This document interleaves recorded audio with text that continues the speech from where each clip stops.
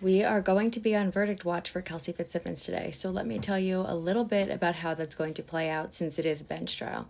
Hi, my name is Stephanie. I'm a criminal defense attorney, specifically a public defender, and I, like many of you, are hoping and praying for a not guilty for Kelsey today. So since this is a bench trial, this is going to play out a little bit differently than a normal jury trial. Closing arguments will be made by both the defense and the prosecution.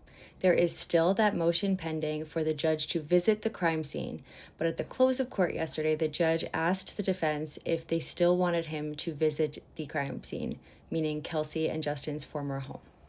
Whether or not the defense still wants that is obviously up to the defense, and we will find out this morning whether or not that will take place. I am going to guess that the defense is going to withdraw that motion and say that it's not necessary, and I take that as a good sign from the judge. Not a bad sign, but a good sign.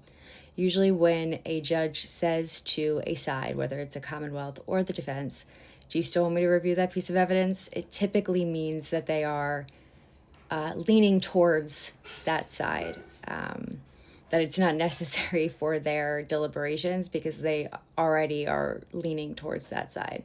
So I take that, in my opinion, as a pro for the defense. We all watched Kelsey's testimony yesterday. We watched it again last night on live. And I think that that was very powerful. And I think that it helped the judge understand her state of mind during the incident.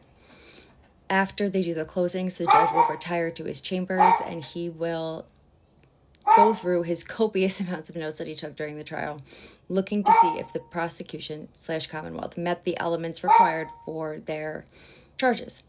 If he finds that they didn't, much like how a jury does, he will render a not guilty verdict. How long will it take is a question that I've been asked many, many times. It could take days. It could absolutely take days. The judge could take as long as a jury takes. It typically does not. Typically what will happen is he'll render a verdict a few hours later, an hour later, 2 hours later, because it's only one person looking at the evidence. I would imagine we would have a verdict end of day today. That's typically how it works in a bench trial. A judge will come back relatively quickly with the verdict because he's the one who understands the law and he's the one who understands the elements and the facts that meet the elements. So I believe by end of day today, we will have a verdict for Kelsey Fitzsimmons. Let me know in the comments whether or not you think it's going to be guilty or not guilty. And I'll see you tonight to discuss it all.